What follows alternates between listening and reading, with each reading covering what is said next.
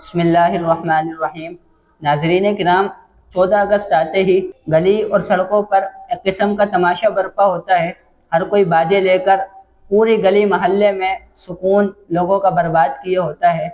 हम ये पूछना चाहते हैं उन बाजा बनाने वालों से और उन बाजा बेचने वालों से और उन बाजा बजाने वालों से और इनके वालिदैन से, क्या पाकिस्तान इसीलिए हमारे वजूद में आया था कि गली सड़कों पर ये तमाशे करें?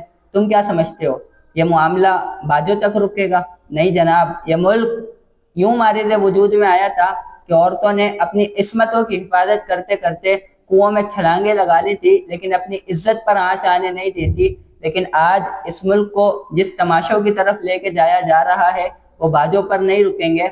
आज आप क्या समझते हैं? ये हमारा कराची के 15 साल लड़के ने अपनी भतीजी को, जो कि 15 माह की थी, उसको लेके जाकर उससे ज्यादती करके उसको कत्ल कर दिया।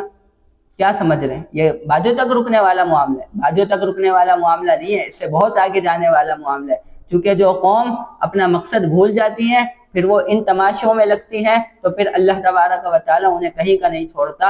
अल्लाह तबारक व तआला का हुक्म था, लइन शकरतुम लअज़ीदन्नकुम, कि अगर तुम शुक्र करोगे तो तुम्हें नेमतों में इजाफा होगा।